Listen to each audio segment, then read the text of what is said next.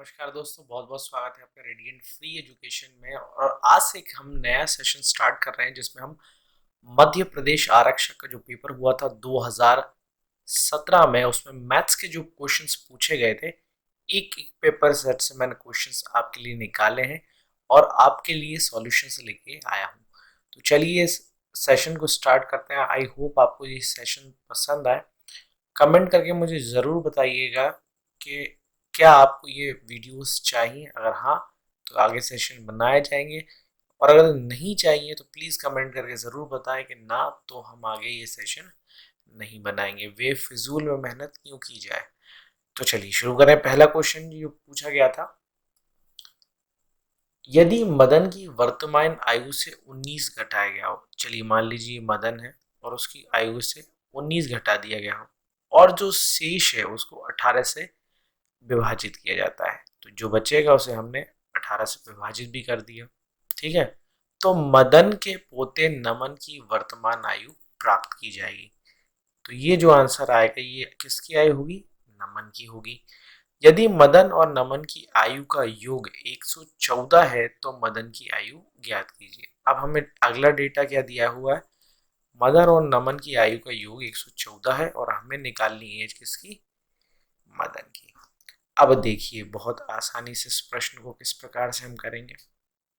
देखो ध्यान से, हमें बस इतना सी यहाँ ध्यान रखना है कि ये जो डेटा आएगा, है ना, जो कि नमन की एज है वो 18 से डिवाइड होके आ रही, यानी जो भी नमन की एज होगी वो 18 से डिविजिबल होगी। अब 18 से डिविजिबिलिटी का रूल क्या होता है? या तो वो 2 से डिवाइड हो जाए या 9 से डिवाइड हो जाए। और 9 से डिवाइड होने का रूल क्या है कि जितनी भी सम है उसका वो 9 आना चाहिए। अब चीज़ें आप देखें, बहुत आराम से बहुत अच्छे से सब कुछ हो जाएगा। मान लीजिए मदन की जो आयु है वो 109 वर्ष है।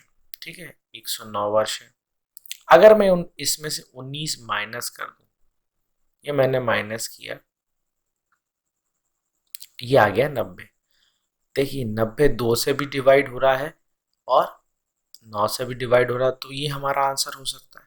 पर चूंकि अभी हम इस आंसर को फाइनल नहीं मान सकते, हम लेट चेक, फटाफट हम देखते हैं। 101 में से हम 19 माइनस कर लेते हैं। 11 में से 9 गया, 9 में से 2 गया, बचा 1 गया, बचा 8। तो 82 9 से डिवाइड नहीं होता, इसलिए ये हमारा ऑप्शन नहीं है।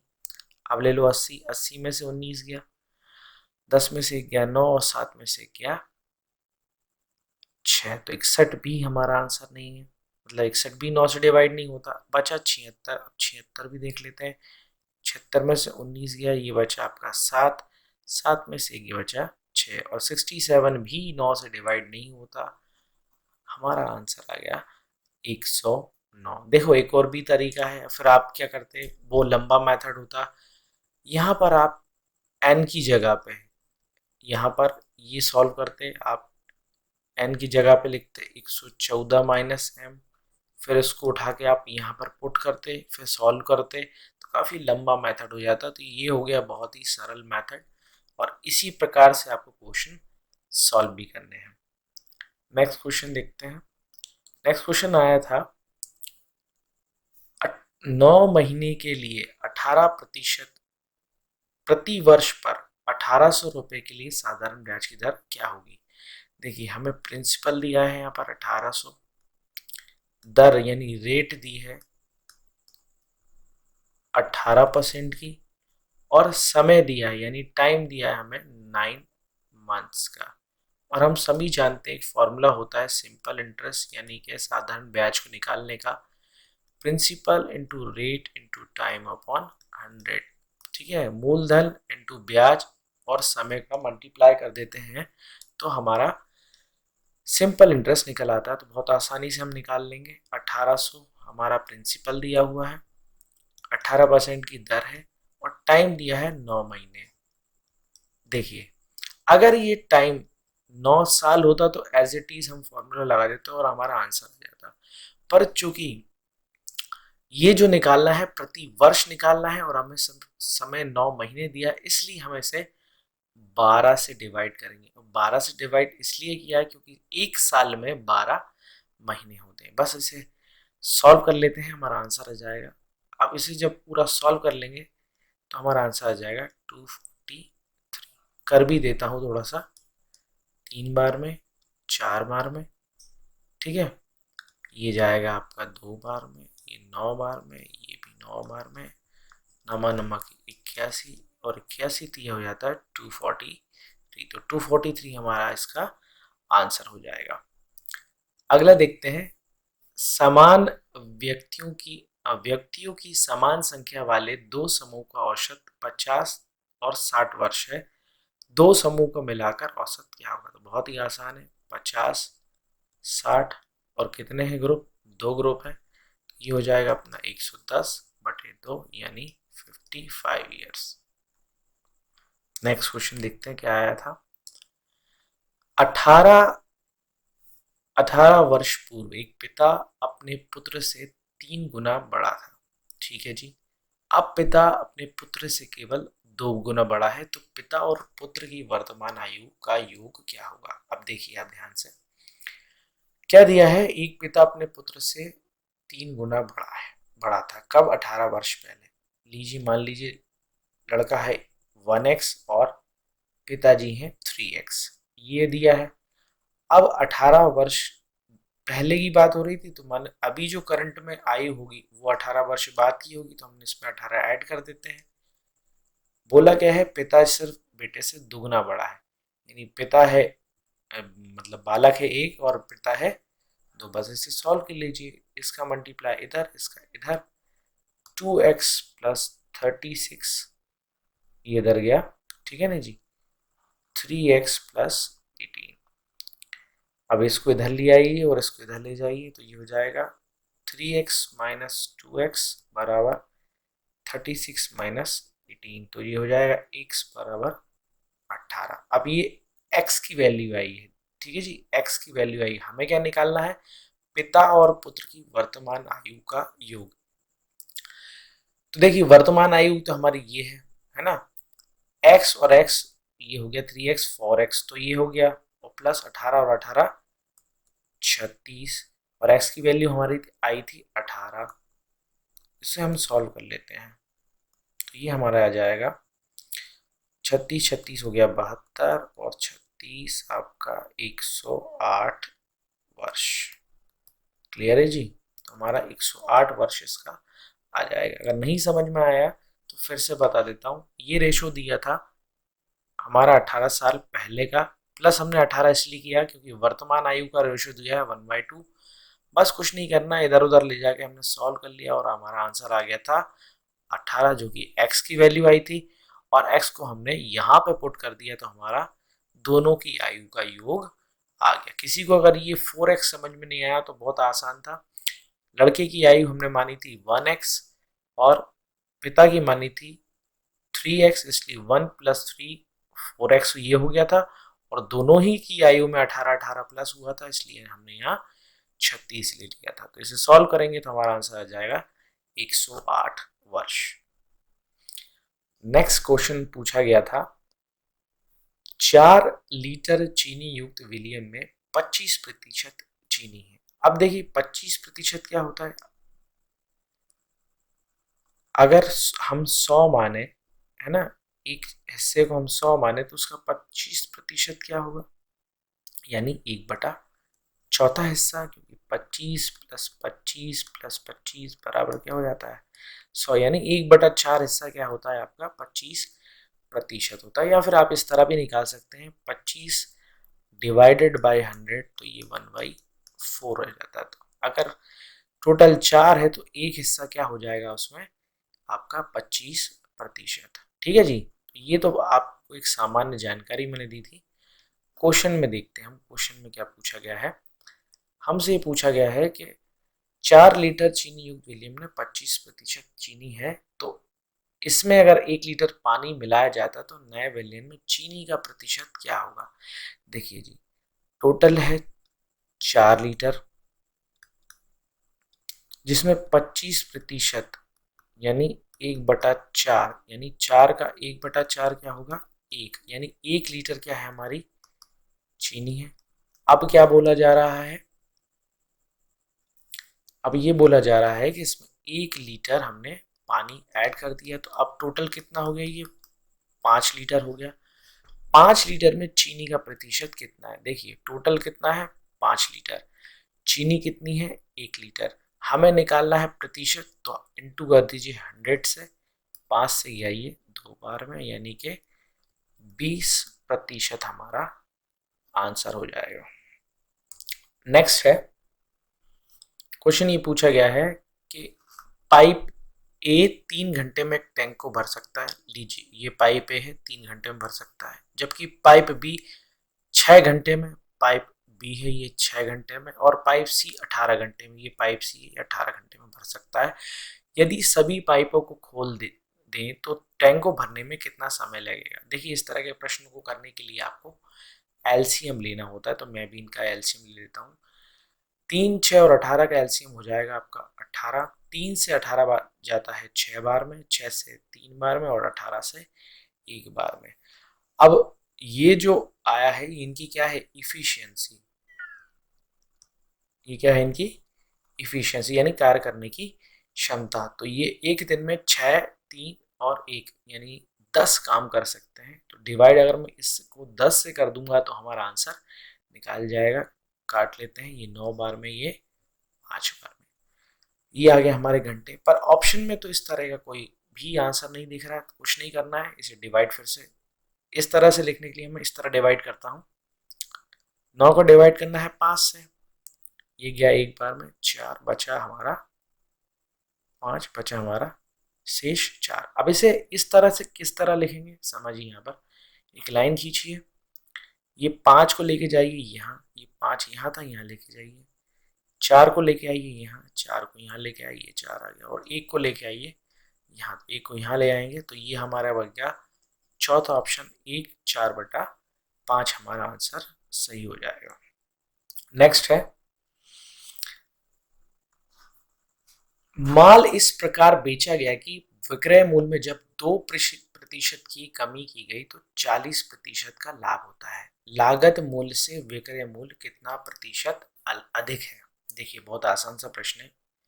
मान लीजिए 100 में खरीदा गया था, 40% का लाभ हुआ है, यानी 140 में बिका होगा। अब बोला ये जा रहा है कि लागत मूल्य से विक्रय मूल्य कितना अधिक है, जबकि 2% की कमी हुई है। भाई 2% की कमी हुई है इसमें, यानी कि 2% ज्यादा होगा, तो 40 का आप 2% निकाल लीजिए। ठीक है जी, ये अपन कैलकुलेट करेंगे तो, अच्छा रुकिए 140 का निकालने दीजिए, 40 में तो गड़बड़ हो जाएगा है ना। 140 का हम निकालेंगे 2%, तो ये हो गया हमारा 2.8, यानी ये 2.8 ज़्यादा था, यानी ये था 142.8 और ये था हमारा 100। अगर हम इसे इसमें से माइनस कर दें तो हमारा आंसर जाएगा 42.8। चौथा ऑप्शन हमारा सही हो जाएगा। चीज़ें समझ में आ रही हैं? अगर आ रही हैं तो कमेंट कीजिए और बताइए कि क्या समस्या आ रही है, और नहीं आ रही है तो ज़रूर लाइक करें और कमेंट करके बताएं अगर कोई चीज़ नहीं समझ आई तो। चलिए आगे बढ़ते हैं।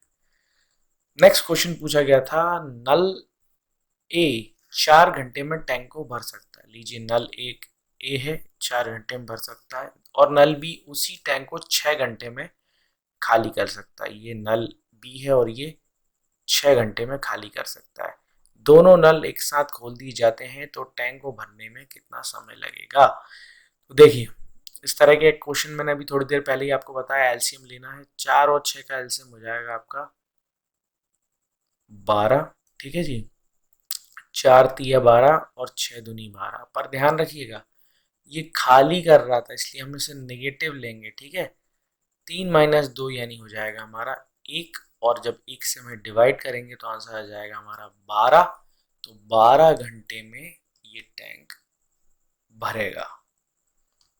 नेक्स्ट क्वेश्चन है, दो वृत्तों के क्षेत्रफल का अनुपात हमें दिया है 16/25, उनकी परिधि का अनुपात क्या होगा। तो इस तरह के प्रश्नों को हमें करने के लिए क्या करना होता है, एक फॉर्मूला होता है एरिया 1 अपॉन एरिया 2 बराबर होता है परिधि अपॉन परिधि 1 अपॉन परिधि 2 का स्क्वायर। बस इतना सा करना है।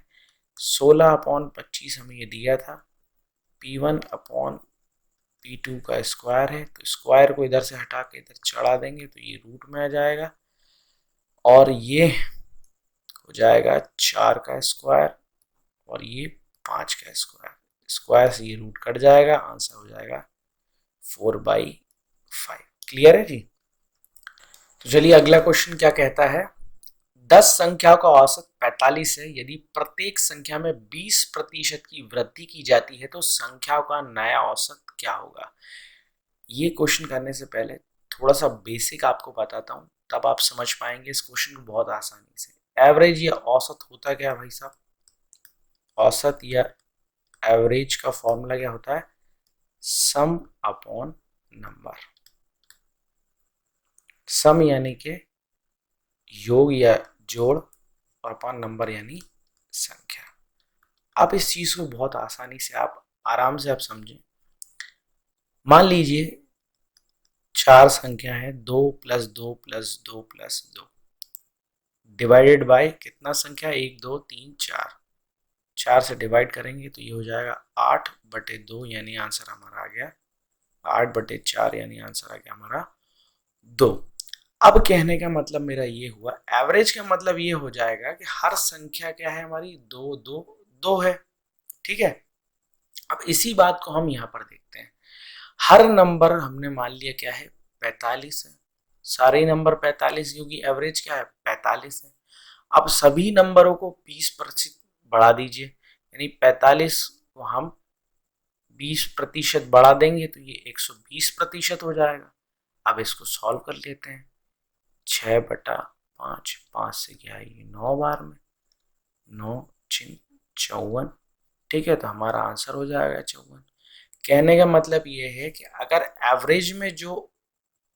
एवरेज में अगर कोई भी इंक्रीज किया जाएगा तो वो हर नंबर में इंक्रीज हो जाएगा, या फिर हर नंबर में कोई इंक्रीज किया जाएगा तो वो एवरेज में इंक्रीज हो जाएगा। इसलिए हम सिर्फ 45 में इंक्रीज किया तो पूरा एवरेज ही हमारा 120% बढ़ गया। आंसर हो गया हमारा 54।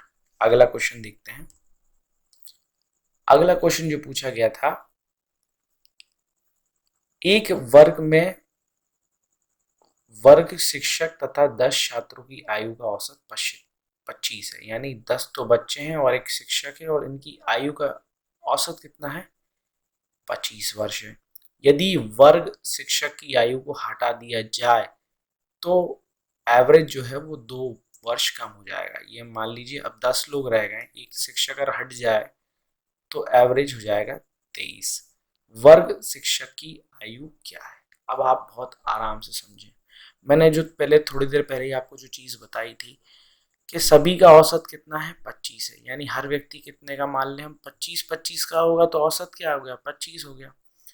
अब यहाँ ध्यान दीजिए, अगर शिक्षक भी हमारा 25 का होता और वो चला जाता तो भी हमारा एवरेज क्या रहता? 25 ही रहता, क्योंकि हर व्यक्ति का एवरेज क्या था? 25 था। अब उसके जाने से हमारा जो एवरेज है वो 2 कम हो गया, यानी 23 हो गया। अब यहाँ ध्यान देना है आपको। अब टोटल बंदे कितने हैं? 10 लोग हैं। टोटल एवरेज कितना हुआ है? 2 कम हुआ है, यानी इनटू कीजिए आप 2 से, यानी टोटल कितना कम हुआ है? 20 कम हुआ होगा। ठीक है जी, 20 कम हुआ होगा। इसका ये मतलब है कि जो टीचर था उसकी एज 25 तो थी, साथ में 20 और थी, इसीलिए तो उसके जाने से हर व्यक्ति में से, यानी एवरेज में से कितना कम हो गया? 20 कम हो गया। तो 25 + 20 बराबर आ गया आपका 45। तो हमारा आंसर हो जाएगा 45। फिर से एक बार बता देता हूँ, ये चीज़ थोड़ी समझना मुश्किल है। पहले एवरेज कितना था हमारा? 25 था, जाने से 2 की कमी आई है एवरेज में, और टोटल लोग कितने हैं हमारे? 10 लोग बचे, क्योंकि टीचर तो चला गया। 10 लोग का एवरेज 23 है ना। समझ रहे हैं आप? आराम से समझें, बहुत आराम से। 2 की कमी आई है, टोटल लोग कितने हैं? 10 हैं। अभी बताया था एवरेज बराबर सम अपॉन नंबर। नंबर कितना है? 10 है। ठीक है, हम क्या निकालने वाले हैं, सम। हमें एवरेज पता है, 2 कम आया है, 2 कम आया है, यानी टोटल हमें इसमें मल्टीप्लाई किया तो आंसर आएगा 20 कम आया। और 20 कम आने के मतलब है जो टीचर था उसकी एज 20 ज़्यादा थी, 25 तो थी ही सही, प्लस 20 ज़्यादा थी, तभी उसके जाने से एवरेज 2 कम हो गया। तो इस तरह हमारा आंसर हो जाएगा 45। अगला क्वेश्चन कह रहा है कि एक रिक्शा को 26-40 रुपए में बेचने पर संजय को 12% की हानि होती है। यदि वह 12% लाभ कमाना चाहता है तो उसे रिक्शा कितने रुपए में बेचना चाहिए। देखिए 2640 में उसने बेचा तो उसे 12% की हानि हुई है, यानी वो एक्स का कितना परसेंट है, आपका 88% है। 12% की हानि हुई यानी 88% में बेचा। 88% किसके बराबर है, 2640 के बराबर है। अब ये कहना चाहता है कि ये कमाना चाहता है 12% यानी 112 में बेचेगा। ठीक है, अब इसको सॉल्व कर लीजिए, 100 से 100 गया। एक काम करते हैं, इसको ले आते हैं यहाँ, 88 को यहाँ रखिए आप, 112। अब इसे सॉल्व कर लेते हैं, तो सॉल्व करने पर आपका आंसर आएगा 3360। तो हमारा आंसर हो जाएगा 3360। नेक्स्ट क्वेश्चन देखते हैं। अगला क्वेश्चन बोला गया है, एक कॉलेज अपने 1000 छात्रों के लिए पुस्तकालय का निर्माण करना चाहता है। ठीक है जी, इसे निर्माण करने की राशि एक इंफ्रास्ट्रक्चर फंड के रूप में छात्रों से एकत्रित की जानी है। ठीक, बच्चों से ही पैसे ले लो तुम।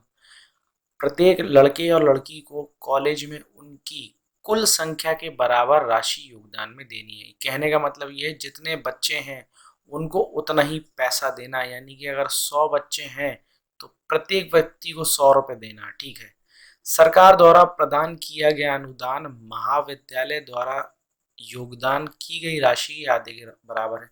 यानी अगर बच्चे अगर देते हैं 100 रुपये तो सरकार 50 रुपये दे रही है। ठीक है, यदि कॉलेज में लड़के और लड़कियों का अनुपात 6 और 4 है, 6/4 है, तो पुस्तकालय बनाने के लिए कितने रुपए की उपलब्धता होगी। देखिए क्वेश्चन बहुत सरल है, बस लैंग्वेज बड़ी है। बच्चे हैं भाई 6x मान लीजिए और 4x है, टोटल दिया है हमें 1000 बच्चे हैं, लीजिए 1000 बच्चे हैं, 6 और 4 हो गया 10,000, ये हो गया, काट लीजिए, ये आ गया 100, यानी x की वैल्यू है 100, यानी 6x प्लस 4x, यानी x पे यहाँ पे 100 रख देंगे तो ये हो जाएगा 600 प्लस 400, ये 1000 हो रहा है, बिल्कुल सही है। लड़के हैं 600, लड़कियां हैं 400, पर ये हमारा आंसर थोड़ा ना है ना। अब देखिए क्या बोला है, जितने लड़के या लड़कियां हैं उन्हें उनकी ही अमाउंट में पैसा देना है। मैंने बताया था 100 अगर लड़के हैं तो प्रत्येक को 100 देना है, तो ये 600 लड़के हैं तो प्रत्येक 600 देगा, तो ये हो जाएगा 6×6 3600 और 4×4 1600, ये हो जाएगा। तो ये हो गया आपका 4 और 1 5 5200। और इसका आधा कौन दे रही है, गवर्नमेंट, तो 52 का आधा होगा 2600। 006 इधर लिख देता हूं मैं, 008 और ये 7, 78,000, ये 1000 में आएगा, है ना। ठीक है जी, 78,000 रुपये टोटल आपका आंसर हो जाएगा। नेक्स्ट क्वेश्चन है, एक टेली इंग्लिश में पढ़ दूं, चलिए हिंदी में पढ़ देते हैं। 20 टेलीविजन की लागत मूल्य 16 टेलीविजन के विक्रय मूल्य के समान है, लाभ का प्रतिशत ज्ञात कीजिए। देखिए सॉल्व करने का एक बड़ा सा मेथड है, उस पर हम नहीं जाते हैं, आपको डायरेक्ट मैं ट्रिक बता देता हूँ। ट्रिक में करना कुछ नहीं होता है। देखिए यहाँ पर जो सेलिंग प्राइस दी होती है उसको लिखें आप नीचे, और इन दोनों का जो डिफरेंस होता है ना, उसको लिखें आप ऊपर। 20 में से 16 गया, बचा 4, इंटू करते हैं आप 100 से, आपका आंसर आ जाएगा 25%। फिर से बता देता हूँ, इस तरह क्वेश्चन करने के लिए आपको जो सेलिंग प्राइस दी हो, ठीक है ना, उसको लिखें आप नीचे, और यहाँ पर आप इसका डिफरेंस लिख के 100 से मल्टीप्लाई कर दें, आपका आंसर आ जाएगा। सिर्फ यही करना, हर कहीं नहीं करना, क्वेश्चन पढ़ना ध्यान से, बस ट्रिक बता दी है, कर लेना। अगला क्वेश्चन है 3 mm त्रिज्या वाले बेलनाकार तार की लंबाई क्या होगी जिसे 21 सेंटीमीटर त्रिज्या वाले लंबे गोले से निकाला जाता है। देखिए जी, इस तरह के प्रश्न में आपको सिर्फ इतना करना होता है कि दोनों का जो वॉल्यूम होता है, यानी दोनों को जो आयतन होता है वो बराबर करना होता है। तो गोले का आयतन होता है 4/3 पाई r क्यूब, और बेलन का होता है आपका πr²h। वैल्यू आप पुट कर दीजिए। पाई आर की वैल्यू क्या है, 3 mm, रुक जाइए, ये वाला है ना, इसकी 21 बराबर है आपका पाई इंटू आर की वैल्यू यहाँ पर 3 mm। अभी मैं mm कन्वर्ट नहीं कर रहा हूँ, बट डायरेक्ट करके बता रहा हूँ आपको। 3 × 3 × हाइट तो हमें निकालनी है। पाई से पाई गया, ये 3 से ये गया 7 बार में, ये 3 से ये गया 7 बार में, ये 3 से ये गया 7 बार में, तो ये होगा 343 × 4, आपकी h की वैल्यू आ जाएगी। ठीक है, तो ये आ जाएगा आपका मल्टीप्लाई करने पे 1372 मीटर्स। क्लियर है जी। नेक्स्ट देखते हैं, एक घड़ी की जो लंबाई है उसके कांटे की वो है आपकी 7 इंच। सुबह 6 बजे से रात को 8 बजे तक वो कितनी दूरी तय कर पाती है। तो देखिए, बहुत सरल सा प्रश्न है। यहाँ देखिए आप, ये बज रहे हैं 6 AM सुबह के, रात को बजेंगे तो भाई एक राउंड तो ये लगा लेगी, और यहाँ पे आपका बजेगा 8 PM। ठीक है, तो इस तरह के प्रश्न आप इस तरह करेंगे। निकालने के लिए आपको निकालना है इसका दूरी तय करनी। दूरी यानी एक चक्कर, तो पूरा एक चक्कर गोले का होता है आपका 2πr, और ये एरिया आपको निकालना है। तो इसको निकालेंगे आप किस तरह से, 2πr थीटा बटे 360, ये होता है आपका निकालने का तरीका किसी भी छोटे एरिया का निकालना है। ठीक है, तो ये हो जाएगा आपका 2 × 22/7, और आर दिया हमें 7, 7 से 7 गया, ये हो गया 44। इसको सॉल्व कर लेते हैं, ये आ गया था अपना 44। थीटा कितना है, अब थीटा निकालना। देखो थीटा कैसे निकालेंगे, घड़ी में आप ध्यान रखिए हर 5 मिनट, यानी जैसे एक ये है 12, ये है 1, ये है 2, तो इन दोनों के बीच की दूरी होती है आपकी 30 डिग्री की। ठीक है जी, तो यहाँ पर रखिए आप, ये हो गया 7 पे, और ये 8 है ना, 2 है ना, 5 और 5 10, 2 बार है, 7 बज रहे हैं और 8 बज रहे हैं, तो ये हो गया आपका 60 डिग्री। 360 काट लीजिए, 6 बार में कटेगा, इसको आप सॉल्व कर लीजिए। 44 प्लस हो जाएगा आपका 7.33, तो ये जाएगा 51.33 आपका आंसर। नहीं समझ में आया, क्या क्या बता दिया, कुछ समझ में नहीं आया, कोई दिक्कत नहीं है, समझो। देखो, एक राउंड पूरा घुमा है ना। अब आप जानते हैं गोले की परिधि क्या होती है, 2πr होती है। ठीक है जी, 2πr, ये पूरा घूम गया तो ये 2πr ले लिया हमने। ये तो कब तक की बात हुई, 6 AM की, यानी सुबह 6 से शाम के 6 बजे तक, तो हमारा 2πr घूम गया। अब हमें निकालनी इतनी सी दूरी की, तो हमें लगाना एरिया ऑफ सेक्टर का फॉर्मूला ये निकालने के लिए। तो 2πr थीटा बटे 360 इसका फॉर्मूला होता है। बस कुछ नहीं किया हमने, वैल्यू पुट की। अब बात आई, 30 वाला कॉन्सेप्ट समझ में नहीं आया। तो देखिए, पूरा जो गोला होता है वो होता है 360 डिग्री का। ठीक है, आप सभी जानते हैं हमारे घड़ी में टोटल कितने घंटे होते हैं, 12 घंटे। तो 12 से आप डिवाइड कीजिए इसे, 12 तिया 36, यानी प्रत्येक घंटा कितने डिग्री का हो गया, 30 डिग्री का। और हमें कितने घंटों का निकालना है, 2 घंटों का, तो यानी 13 × 2 यानी 60। बस थीटा की जगह मैंने 60 रख दिया, सॉल्व कर दिया, आंसर आ गया। सर पहले ही बता देते ना कोई बात नहीं, अब तो आ गया ना। चलिए, अगला क्वेश्चन है, कमल और विमल की आयु का अनुपात है 3/5। लो भैया अनुपात ले लिया 3/5। 9 वर्ष बाद उनकी आयु का अनुपात 3/4 हो जाएगा। लो भैया 9 वर्ष बाद उनकी आयु का 3/4 हो जाएगा। विमल की निकालना है। देखिए ये है भाई कमल और ये हमारा विमल। चलिए निकाल लेते हैं इनकी एज। बस कुछ नहीं करना है, क्रॉस मल्टीप्लाई। 4 तिया 12x, ये गया 9 × 36, 5 तिया 15, 9 तिया 27। ठीक है, इसको इधर ले आइए, 12 को 36 को इधर ले जाते हैं। 15x माइनस 12x बराबर 36 माइनस 27। 3x बराबर हो गया हमारा 9। 3 से गया x बराबर हो गया 3। आंसर 3 नहीं लगा देना है ना, 3 तो हमारी x की वैल्यू है, निकालना किसकी है, विमल की। ध्यान रखना 9 वर्ष बाद की मत निकाल देना, हमें वर्तमान आयु निकालनी है, यानी 5 × 3 यानी कि 15 वर्ष। अगला देखते हैं क्या बोला गया है। दो दोस्त हैं, ठीक है, तो दोस्त हैं, दोस्तों का नाम क्या है, जोशी और सेबेस्ट्रियन। जोशी और सेबेस्ट्रियन दो दोस्त हैं, इनकी आयु का अनुपात है 3/4। ठीक है भैया 3/4 तुम्हारी आयु का अनुपात हो गया। 16 वर्ष के बाद, 16 वर्ष के बाद इनकी आयु का औसत हो जाएगा 5/6। अरे ये तो सेम क्वेश्चन आ गया। ठीक है, हमें जोशी की निकाल दी, बस करना क्या है, क्रॉस मल्टीप्लाई कर दो। अब तो सीखे हो आप लोग, निकालो फटाफट। 6 × 3 = 18 प्लस 16 या क्या आपका 72 और बराबर हो गया 5 × 20x प्लस 16।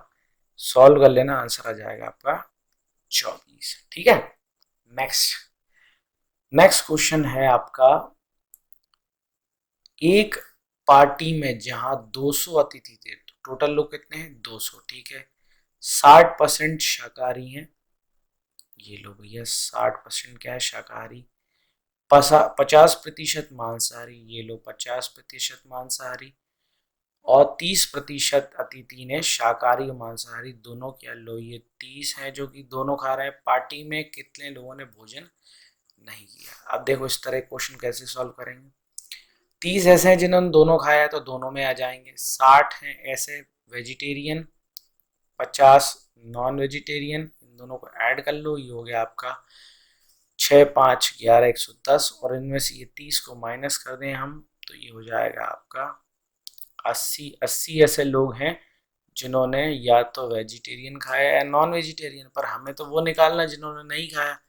बचे कितने हैं, मान लीजिए टोटल थे 100, तो 80 माने 20 लोग, 20% ऐसे हैं जिन्होंने भोजन नहीं किया। और टोटल हमारे लोग हमने कितना बताया था, 200 लोग हैं।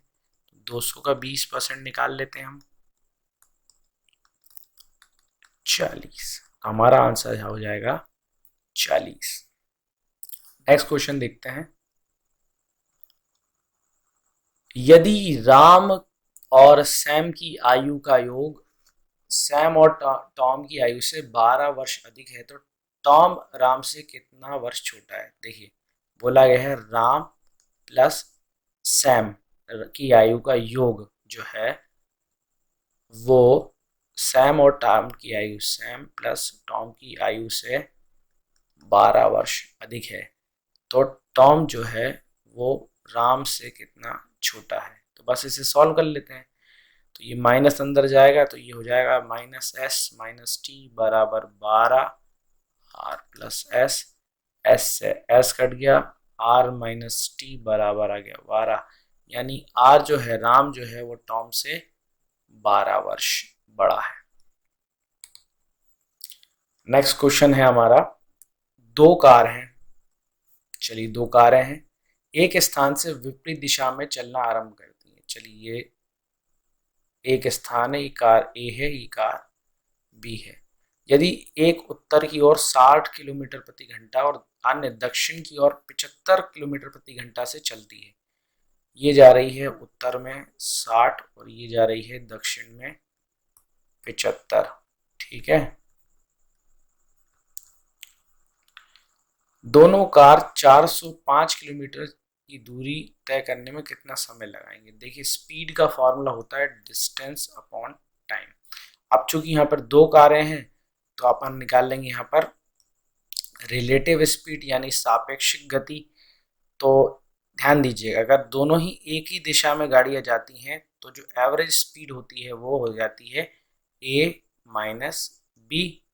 पर अगर अपोजिट डायरेक्शन में होती हैं तो स्पीड हो जाती है a प्लस बी। बस यहाँ पर रख दीजिए स्पीड की जगह a प्लस बी रखना है। 60 प्लस 75 डिस्टेंस हमें दिया ही हुआ है 405 किलोमीटर। बस हमें निकालना है, इसे जोड़ लीजिए 6 6 12 135। ये आ गया स्पीड, ये 405। एक मिनट थोड़ा सफाई कर देते हैं इससे समझ में आ जाए आपको। ठीक है ये था अपना 405, ये था टाइम। हमें निकालना है टाइम। ये गया 405, ये आ गया 135। काट लीजिए आंसर आएगा 3 घंटे। नेक्स्ट क्वेश्चन देखते हैं। Find the average. अरे ये तो लड्डू क्वेश्चन था, एवरेज निकालना था। बस भैया जोड़ लो सभी को, है ना। जोड़ने के बाद में जितने से डिवाइड कर 1 2 3 4 5 6 6 से डिवाइड कर देना, एवरेज निकल जाएगा।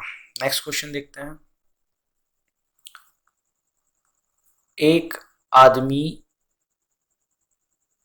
साउथ की तरफ जाता। अरे ये तो उसका क्वेश्चन है, गलती से ले लिया गया है, कोई बात नहीं।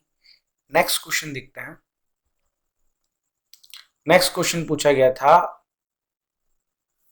ए और बी एक कार्य का हिस्से को क्रमशः 12 और 16 दिन में कर सकते हैं। यानी ए कर सकता है 12 दिन में, ठीक है जी, बी कर सकता है 16 दिन में। दोनों एक साथ मिलकर 3 दिनों तक काम करते हैं, फिर ए चला जाता है। ठीक है, शेष कार्य पूरा करने में बी को कितना समय लगेगा। मैंने आपको पहले ही बताया इस तरह के प्रश्न करने के लिए आपको क्या लेना है, एलसीएम लेना है। तो 12 और 16 का एवरेज हो जाएगा आपका 48। 12 चुक 48, 16 3 48। अब देखो क्वेश्चन ध्यान से सुनो। दोनों एक साथ मिलकर 3 दिन काम करते हैं। अब देखो एक दिन में कितना काम करते हैं, 4 और 3 7 काम करते हैं एक दिन में।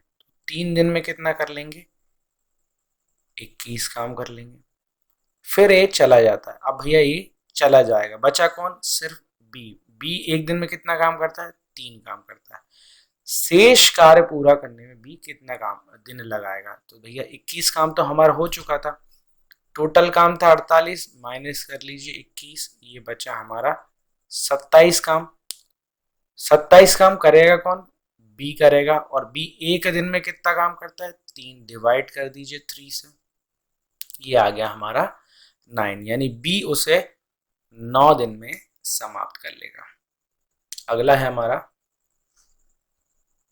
ये जो क्वेश्चन है इसमें कुछ टेक्निकल प्रॉब्लम थी, ठीक है जी, कुछ प्लस माइनस इसमें गलत दिया है, इसलिए शायद आंसर इसका आ नहीं रहा था। नेक्स्ट क्वेश्चन देखते हैं। ये बड़ा अच्छा क्वेश्चन है, चलिए इसे सॉल्व कर लेते हैं हम। तो ये है हमारा क्वेश्चन, इसे सॉल्व इस तरह से करेंगे। आपको रूल पता होगा, अगर बेस सेम होता है तो जो पावर होती है वो ऐड हो जाती है। तो इसे अब हम इस तरह लिख लेंगे, divided by m plus minus 4 लिख लेंगे। अब देखिए ध्यान से समझिए इस चीज को। इसे अगर हम थोड़ा सा आपके समझाने की दृष्टि से यूं लिखें तो आपको ज्यादा समझ में आएगा। ये कुछ इस तरह से लिखा हुआ है, ठीक है जी, m प्लस माइनस 4। अगर हमें चूंकि इसके बराबर में 1 दिया हुआ है तो m की क्या वैल्यू हो जिससे कि ये कटने पर 1 आ जाए। तो सीधी सी बात है, अगर इसकी वैल्यू हम 1 रख देते हैं, ठीक है जी, इसकी वैल्यू अगर हम 1 रख देंगे तभी ये पॉसिबल है कि ये 5 बनेगा और ये 5 बनेगा, जैसे ये कट जाएगा और हमारा आंसर आ जाएगा 1। क्लियर है जी। नेक्स्ट देखते हैं। बहुत सरल क्वेश्चन था ये वाला भी, इसको हल करना है। तो देखो इसको हल किस प्रकार से करेंगे। आप 2 की पावर 8 को इस तरह लिख सकते हैं, 2 की पावर 4 का स्क्वायर इंटू, इसको लिख सकते हैं आप 3 की पावर 2 का होल स्क्वायर। अब देखो ये अंडर रूट था, तो ये 2 की पावर 2 का ये, तो स्क्वायर से ये रूट कट जाएगा, बचेगा क्या, 2 की पावर 4 इंटू 3 की पावर 2। और 2 की पावर 4 आप जानते हैं 2 इंटू 2 इंटू 2 इंटू 2, इस तरह से लिख सकते हैं। और इसे हम लिख सकते हैं 3 इंटू 2, 2 टू ज़ा 4, 4 टू ज़ा 8, 8 टू ज़ा 16, तो ये हो जाएगा, और 3 टू ज़ा 6 ये हो जाएगा, जिसे मल्टीप्लाई कर लीजिए, 144 आपका आंसर आ जाएगा। नेक्स्ट क्वेश्चन देखते हैं। नेक्स्ट क्वेश्चन आया था, यदि एक संख्या के घन की इकाई अंक 9 है तो इसके घन मूल का इकाई अंक क्या होगा। देखो ऐसा बोला गया है, किसी संख्या के घन इकाई का अंक 9 है, यानी बोला है हमने कि एक संख्या है, मान लीजिए 2 यूनिट की संख्या है जिसका स्क्वायर का जो अंक है वो 9 है, और जब इसका हम रूट करते हैं, ठीक है, इसका हम जब रूट करेंगे तो आंसर में हमारा यूनिट क्या है। तो बहुत आसान है, देखो जी, हमें निकालना है इसका क्यूब रूट, बस इतना ही करना है। अब आप जानते हैं 2 का क्यूब रूट होता है आपका 8, 3 का 27, 4 का 64, 5 का 125, हमें निकालना है यूनिट डिजिट। तो अभी भी हमारा यूनिट डिजिट 9 तो आ नहीं रहा है। 6 का देखें 216, 7 का 343, 8 का 512, 9 का होता है हमारा 729। देखिए यहाँ पर हमारा 9 आ गया, यानी कहने का मतलब अगर यहाँ पर हम 729 लिखते हैं, तब इसका क्यूब रूट करेंगे तो हमारा यूनिट डिजिट क्या आ जाएगा, 9। इस तरह हमारा आंसर हो जाएगा 9। चीज़ समझ में नहीं आई है तो फिर से बता देता हूँ। बोला ये गया था एक संख्या है, मान लीजिए कोई भी संख्या थी, उसका हमने घन इकाई अंक जो है वो 9 था, ठीक है, पर अब इसका जो क्यूब रूट करेंगे, यानी अगर मान लें आप 9 हमारी डिजिट था, इसका पहले तो हमने क्यूब कर लिया, तो आंसर क्या हो जाएगा 729। फिर बोल दिया इन्होंने कि इसका क्यूब रूट निकालो, तो यूनिट डिजिट क्या होना चाहिए, तो क्यूब रूट होगा इसका 9, तो हमारा आंसर क्या हो जाएगा 9। नेक्स्ट क्वेश्चन बहुत सरल था ये भी। इस तरह के प्रश्नों को करने के लिए आपको सिर्फ फॉर्मूला लगाना है, फॉर्मूला याद है तो आप कर लेंगे। ए प्लस बी का होल स्क्वायर फॉर्मूला होता है A square plus B square plus 2ab, बस हमें इसकी वैल्यू दी हुई है यहाँ पर 25, 25 का स्क्वायर, ये वैल्यू भी हमें दी हुई है, इसकी वैल्यू है 225 प्लस हमें ए भी निकालना है, बस निकाल लीजिए। 25 का स्क्वायर 625, इसको इधर ले आइए, 225 को बराबर में है 2ab, ये हो जाएगा आपका 400 बराबर 2ab, 400 को काट लीजिए हो जाएगा 200, ab बराबर हमारा आ जाएगा आंसर 200। नेक्स्ट क्वेश्चन जो पूछा गया था, 1250 रुपए कितने प्रतिशत वार्षिक चक्रवर्ती ब्याज की दर से 2 वर्षों में 1800 रुपए हो जाएगा। देखिए दो मेथड आपको बताता हूँ, एक तो फॉर्मूला मेथड बताता हूँ। फॉर्मूला होता है आपका अमाउंट बराबर P1 प्लस R अपॉन 100, कितने साल दिए हैं, 2 साल दिए हैं, अमाउंट दिया हमें 1800, P दिया है हमें 1250, P दिया है हमें 1250, 1 प्लस R हमें निकालना है, और ये गया, बस इसको इधर ले आइए 1250। बड़ा मेथड बता रहा हूँ पहले आपको, फिर छोटा मेथड भी बताऊंगा। ये हो जाएगा आपका, काट लीजिए 36, 25, 36/25 बराबर 1 प्लस R अपॉन 100 की पावर, ये गया, यहाँ बता देता हूँ, स्क्वायर को इधर लेके गए तो ये रूट चढ़ जाएगा, तो ये हो जाएगा 6/5 बराबर 1+r/100। 1 को इधर लेके जाइए, 6/5 -1 बराबर r/100। यहाँ लिख रहा हूँ, ये गया आपका 6 - 5 यानी 1/5 बराबर r/100। 100 इधर गया तो ये हो जाएगा 100 और ये हो जाएगा 20%। तो ये तो हुई भैया बड़ी कहानी निकालने की, ये आप इस तरह से निकाल सकते हैं। अब आपको बता देता हूँ छोटा मेथड।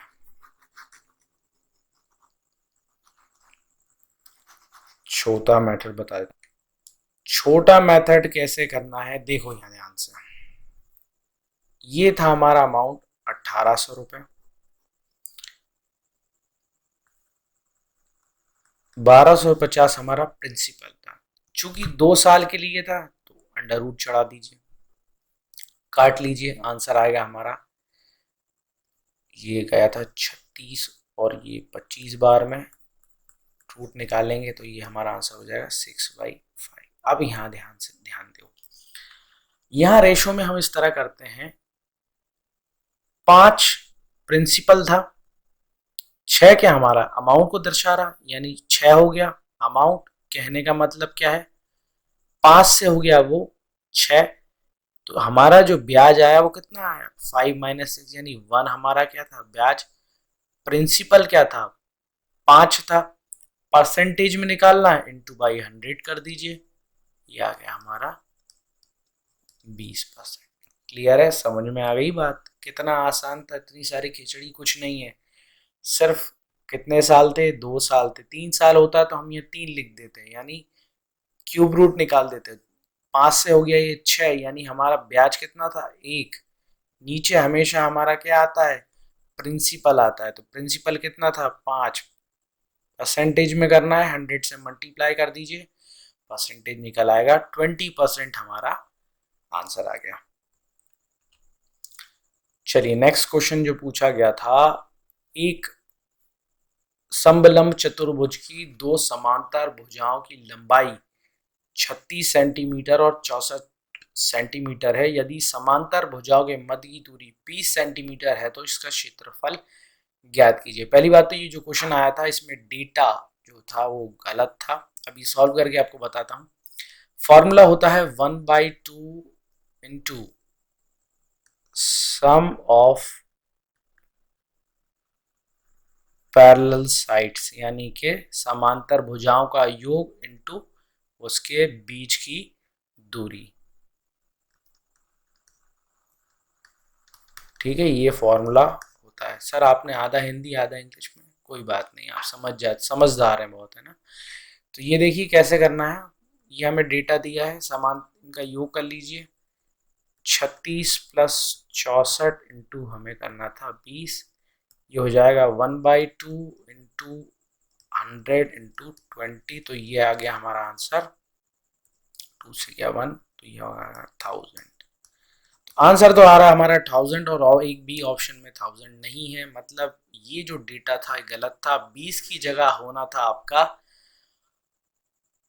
80। ठीक है जी, अगर ये 80 होता तो काटने पे यह था 4 और ये हो जाता 4000। ठीक है, तो ऑप्शन में डेटा में ही थोड़ी सी गलती थी। नेक्स्ट क्वेश्चन देख लेते हैं। नेक्स्ट क्वेश्चन है, तो अगला क्वेश्चन क्या कह रहा है देखते हैं। यदि एक आयत की आसन्न भुजाएं का अनुपात 2:3 है या 2:3 है तो इसका क्षेत्रफल 96 वर्ग सेंटीमीटर है, तो उसका परिमाप निकालिए। देखिए परिमाप क्या होता है आपका, क्षेत्रफल क्या होता है, लेंथ इंटू ब्रेथ। ठीक है, और परिमाप होता है 2L + B। और ये भी जो क्वेश्चन आया था इसमें भी डेटा जो दिया था उसमें ऑप्शन जो थे, उसको जो आंसर गवर्नमेंट ने दिया था वो 60 सेंटीमीटर दिया था, जो कि गलत था। अभी हम प्रूफ कर देंगे इस चीज को। अब आगे देखते हैं क्वेश्चन किस प्रकार से करना है। हमें दिया है L इंटू बी, हमें दिया है 96। ठीक है, L और B का रेशियो दिया है 2x और 3x, कर लीजिए आप सॉल्व। 2 × 3 हो जाएगा आपका 6x² बराबर 96। 6 से गया ये 16 बार में x² बराबर हो गया 16, तो x की वैल्यू हमारी आ गई है 4। ठीक है जी, 4 हमारी वैल्यू किसकी आई है, x की। अब यहाँ वैल्यू पुट कीजिए आप, 4 दूनी 8 और 4 तिया 12। यहाँ पे प्लस मत लगाइए, 1 मिनट जी। हाँ, तो 8 तो हमारी आ गई, एक तो लेंथ और ब्रेथ हमारी आ गई है आपकी 8 और 12। हमें निकालना है 2l+b, यानी कि हमारी परिमाप निकालना है। फॉर्मूले में पुट कर दीजिए आप, 8 + 12 2, ये हो जाएगा 20 × 2 यानी 40 हमारा आंसर हो जाएगा। ठीक है जी, 40 हो जाएगा, ना कि 60। व्यापम ने 60 इसका आंसर दिया था, जबकि आंसर क्या था 40। चलिए आगे देखते हैं क्या कह रहा है अगला क्वेश्चन। यदि 5 प्रेक्षणों का औसत 22 है, जहाज के 4 प्रेक्षण 18, 21, 19 और 24 हैं, तो पांचवा बताइए। देखिए बहुत आसान है, अभी थोड़ी देर पहले ही आपको बताया था। एवरेज का मतलब क्या होता है, मान के चलिए सारी संख्या बराबर है ना, तो उसको उतनी संख्या से डिवाइड करेंगे तो आ जाएगा। अब औसत 22 का मतलब क्या है, मान लीजिए हर व्यक्ति 22 का है, तो औसत भी 22 का आ जाएगा। अब ये तो कम ज्यादा दिख रहे हैं, कितना कम है, ये 22 से 4 कम है, ये आपका 1 कम है, ये आपका 3 कम है, और ये तो 2 ज्यादा है। देखिए समझिएगा, अगर ये सारे ही 22 होते, 22 के, तो एवरेज हमारा पांचवा भी क्या आता 22, पर ये तो कुछ अलग है, इसलिए हम इसे जोड़ लेते हैं। कितना कम है, 4 और 3 7 और 1 8 कम है, और 2 ज्यादा है, यानी ओवरऑल 6 कम है। अगर ये 22 + 6 ज्यादा हो जाए, तो ये सारे ही 22 के हो जाएंगे, यानी 22 + 6 28 हमारा आंसर हो जाएगा। अगला क्वेश्चन है, यदि एक चतुर्भुज के 3 कोण क्रमशः 85, 72, 138 हैं, तो चौथा कोण क्या होगा। तो एक नियम होता है कि एक क्वाड्रिलेटरल के या एक चतुर्भुज के चारों ही जो कोण होते हैं उनका योग होता है 360 डिग्री। तो बस तीनों को जोड़ लेते हैं हम, 138, 72, 85, ये हो गया 5, ये गया 8 8 16, 17 18 19 और 295।